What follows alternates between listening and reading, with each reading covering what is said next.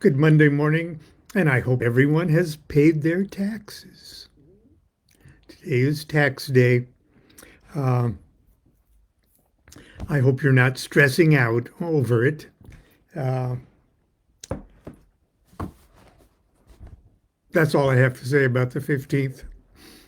Look, in an attempt to uh, answer three, almost four personal inquiries uh, in the last 2 days, instead of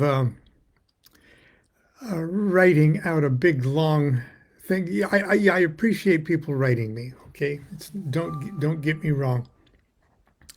Uh, but realistically, when you say I just have a quick question, well, the questions, uh, and I'm not a magic 8 ball. Okay, chances are my advice, is even less helpful uh, than anyone's. Uh, but I do like to at least weigh in on my opinion on things, and I try to be helpful as much as possible.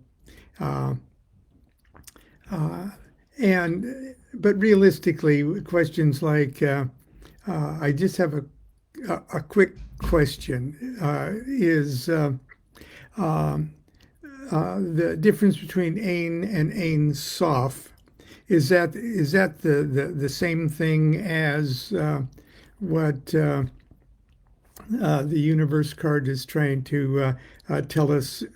And is it really the 31st path, or are we talking? Look, it may take a moment to ask the question, but chances are it's a question that I've never even considered put in that context. And I try to write back as succinctly as possible, and I try to be respectful. What I don't answer, what I don't answer are the ones that just say, "How you doing?" Now I check those out usually. How you doing? And if they're not from a friend, and I go to your site and see that we don't even have any, we've never had a message before, we're not friends, we don't have any mutual friends, or the mutual friends we have are people that I've never contacted either. And maybe the profile picture has a lot of cleavage in it or something like, how you doing? Uh, I don't answer, and I immediately block that. And if you've how you doing me, and I've done that to you, I apologize. Okay, but if not, I'm thinking it's some kind of a thing. And another one, and maybe you can weigh in on your comments on this, because I don't know why people say, "Hey, I really like your site, and you seem like an interesting guy." Uh, but for some reason, I can't friend you. Will you try to friend me? Uh, and I'm sure it's a Facebook trick of some kind, or not a Facebook, but an abuse of Facebook's thing. And no, I won't. I won't try to friend you. The people I try to friend are those that put in a friend request, and there's a kind of a big backlog of them. Yeah, I'm lucky in a way, and in another way, uh, uh, I have 5,000 friends, and of them, many of them we've never talked or and I've got people responding every day that would really, like to interact with me immediately, and I don't know how to cull the herd, but I'm doing the best I can. But just the hi, can you send me a friend request? Uh, I don't do that either. Anyway, but, but anyway, in response to two or three very legitimate and well thought out questions that would require more time than I have concerning Goetic evocation. Now, Goetic evocation or Solomonic magic is a very colorful branch of magic, and it deals with specific inner dynamics, I guess we could call it magical powers. There are magical powers that operate on very different levels of consciousness. And all of those levels are ours. All of those levels are legitimate energies to be working with. But you do a proper thing at a proper time in a proper way. And Goetic magic or Solomonic magic, although technically it deals with the lower frequencies of spiritual vibrations, I guess, ones that are very close to the earth and hopefully manifests on earth. You do Goetic magic to change circumstances right here in your face on earth, kind of thing.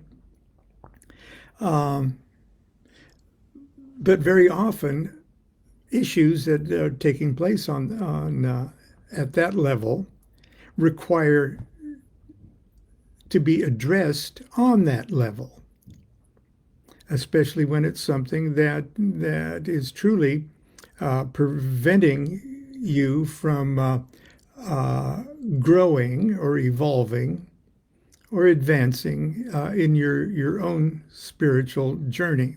In other words, every once in a while you got to blow your nose. Okay, every once in a while you've got to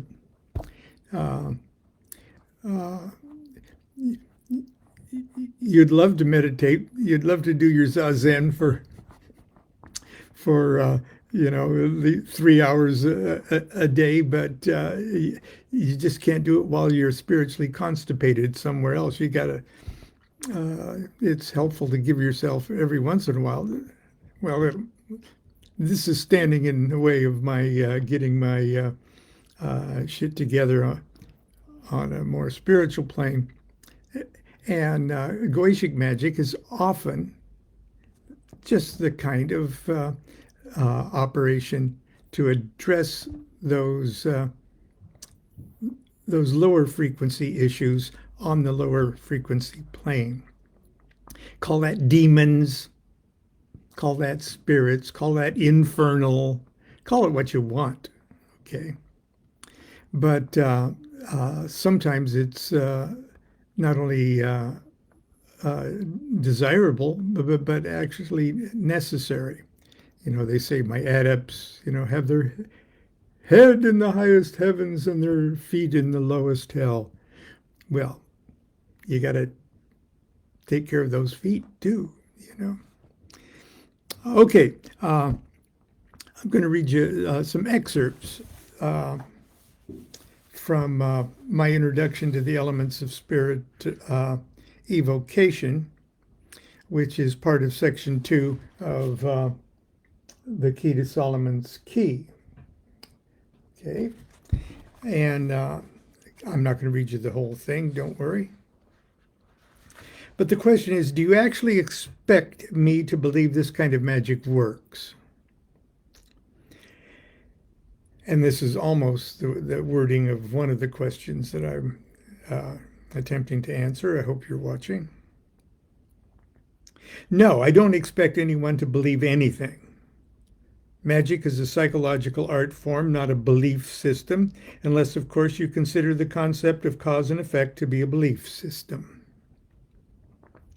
I am expecting, however, that you will withhold absolute judgment about the efficacy of such exercises until such time you actually perform a Goetic evocation for yourself. I know lots of very well-informed theorists on this subject. I have on numerous occasions over the last 30 years, and now this would be over 50 years, evoked a number of spirits of the Goetia, utilizing the basic formula outlined in the Lesser Key of Solomon. I have also taught others to do the same. If success is measured by whether or not the stated purpose of the exercise was regularly achieved, then my personal experiences and reports from others with whom I've had personal contact lead me to affirm categorically that this kind of magic does indeed work. And here's are the spirits real or imaginary? I can only offer my personal opinion based on conclusions I've drawn as the result of my own experiences with this kind of exercise. There are many knowledgeable individuals who disagree with my assumptions or think they're disagreeing with my assumptions, I should say. Some think I've taken the magic out of the magic by overanalyzing the process and making things too psychological. Others think my views of the art aren't agnostic enough, that my views are naive and overly mystical and romantic. I offer no rebuttal to either of these charges other than to say spirits are as real as the powers they personify.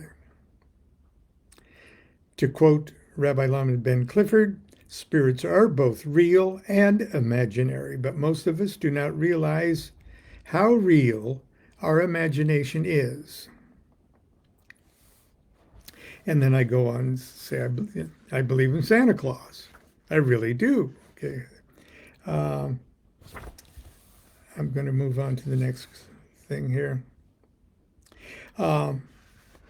When people are actually dealing with the L Megaton, or the Lesser Key of Solomon book of the L Megaton, they look at the spirits and what they do, and it appears that they do stuff that you don't fully understand what it is that they do, or something that you really have no need to do, causes corpse lights to appear on sepulchres and other things. Okay. The texts say that many of the spirits have very odd and archaic powers that I've absolutely no interest in. If the spirits are merely portions of my brain or mind, why on earth would I have a section of my mind dedicated to fetching horses or prelacies or lighting seeming candles upon the graves of the dead? It'll become immediately obvious to the reader that the text is written in an odd and archaic style. There's a simple reason for this. It's an odd and archaic document. Duh. As mentioned in chapter 11, the original manuscripts date from 1697, and the world has changed a lot, obviously. Okay. Selecting a, we may not have need for horses or church honors or power to illuminate graves, but we still need a car, career advancement, and some of us occasionally need the wit and eloquence to write and deliver a eulogy. You can look at any of those descriptions as being able to allegorically fit most any circumstance of your life. You may not need to whip up a demon to sink another nation's armies or navies, but we all take arms against the sea of troubles, okay? You got to use your imagination a little and see how this spirit that could do that could also do this in my life. And going through the list of the 72 spirits causes you to do a 72-part meditation, a soul searching of what it is you freaking really want by doing magic to get it. That's 99% of where the magic is to get you in a spot where you actually know what it is that you want. Otherwise, you're really, really wasting everybody's time, including the denizens of hell. Okay, let's see. Under what circumstances is it appropriate to evoke a spirit? Ultimately, only the individual magician can determine when it is or is not appropriate to use Solomonic magic to evoke a spirit. However, my experience of what has and has not worked for me in the past leads me to make the following observations. First, you must have a problem. A real problem. But before enlisting the aid of the Spirit to resolve the problem, you must have done everything in your power to take care of the matter by regular means on the physical plane. That's magic too. Okay, and then you've heard me use this. If your neighbor's playing a tuba, just don't call the cops, don't call a demon, or call the cops. Don't call a demon. Or punch him in the nose and accept the consequences. Don't be screwing around with your precious subconscious mind, okay? Because that's what you're doing in a Goetic evocation.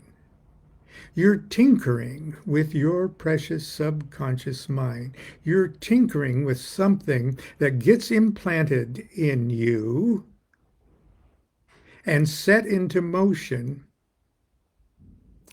that it is difficult to diffuse once you've lit the fuse. In the same way that any traumatic event that you have as a child still affects your, okay. Okay, anyway, I don't make deals with spirits.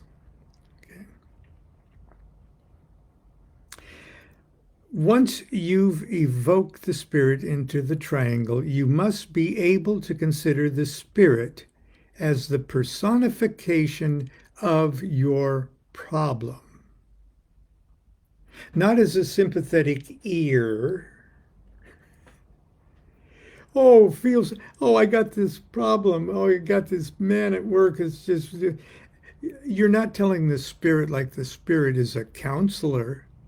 You're not getting the spirit to work for you because the spirit feels sorry for you. Oh, I'll help you. Yes, I'll kill them at a distance for you. No, that's not who they are.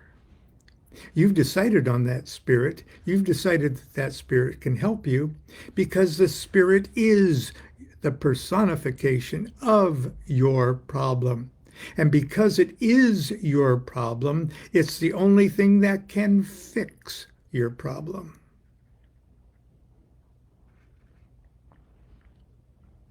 You have every reason to be stern, even mad at the spirit.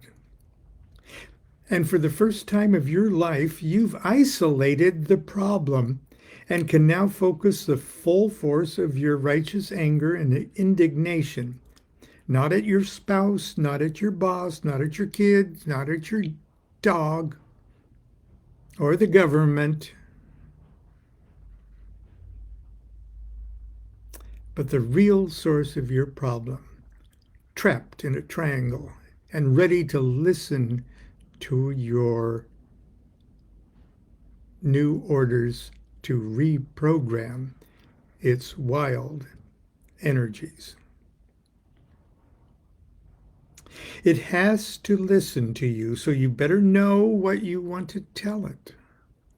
It's either going to shape up and do what you command, or you are going to annihilate it. My last word of advice is don't make deals with the spirit. In a very real way, you've been unconsciously making deals with the spirit your whole life. That's why you have your problem. The whole ceremony is your formal way of branding your subconscious mind with the idea that you're through making deals with this tangled piece of ignorance, flawed perception, fear, vice, or addiction. Take your pick, they're all demons. Do you see the plot of this psychodrama? Do you see the method to the madness? Once you've voluntarily reprogrammed your subconscious mind with a traumatic little experience, and believe me, Goetic evocations, no matter how prepared you think you are traumatic experiences. Sometimes they literally bring out the worst in you. And that's exactly what they're supposed to do. To bring out the worst in you and give it new marching orders that aren't harmful to you or truly anybody else or the fragile ecosystem, okay? Different things start happening to you when you become a different person. If all goes well, one of those things will be the solution to your problem. Because I always say, you don't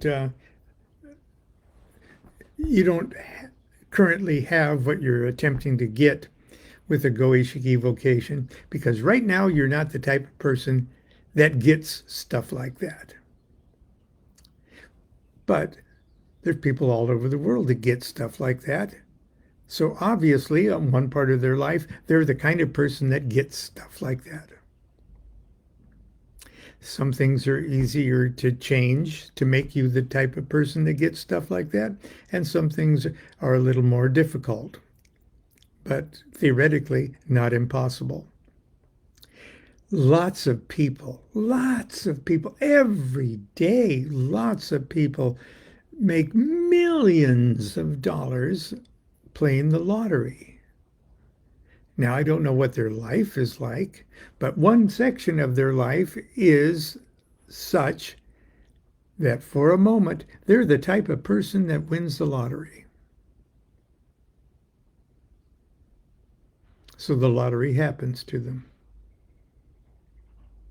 Now, I say the only thing I can change with magic is myself, and I mean that, but I'm not meaning that circumstances won't change when you do your magic. But it changes because of something that has changed in you to alter those circumstances. Well, anyway, that's it. That's it for today. As you can see, it's a beautiful day finally in Sacramento. The sun is shining. It's still a little chilly. I'm still kind of bundled up. Anyway, until tomorrow, I hope you'll be good to yourself and be good to each other. And if you are thinking about Solomonic magic and are have been intimidated by the archaicness or the long drawn out conjurations and things like that, first of all, just familiarize yourself with the classic document. I would start with just the Lesser Key of Solomon. Read through it. Parts of it will make you laugh. Parts of it will go, God, I could never do anything that wild and that complicated. And, oh, that circle. Oh, how could I just, I'm no artist. Hey, just read through it, okay? program yourself. Look at it as software that you're just uploading, and eventually you'll see it as a simple formula. You do something to trigger something like this in you. You do something like that to trigger something like that in you. And it's the triggering that's important, not the King James type oh thou and you're not impressing the spirits with a list of Greek names or corrupted Hebrew names. You're not impressing the spirits with that. The only thing you got to impress the spirits with is yourself. That's all you got. And whatever it takes to get yourself into that commanding position, that's what triggers the evocation. That's your conjuration.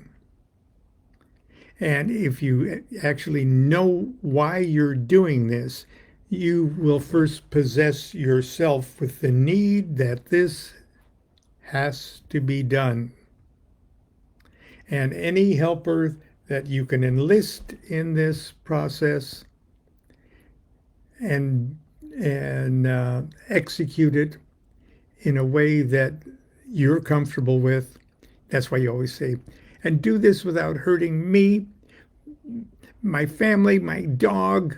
You can do all of this stuff without bumming another part of my life or anybody I love's life out. Okay. If you don't tell them that, they go along the lines of least resistance. Oh, I just need just $50,000. I'm not asking for very much, but I need $50,000. Get it to me fast. Now, fastest way to get $50,000 is that you get hit by a car, go into a coma.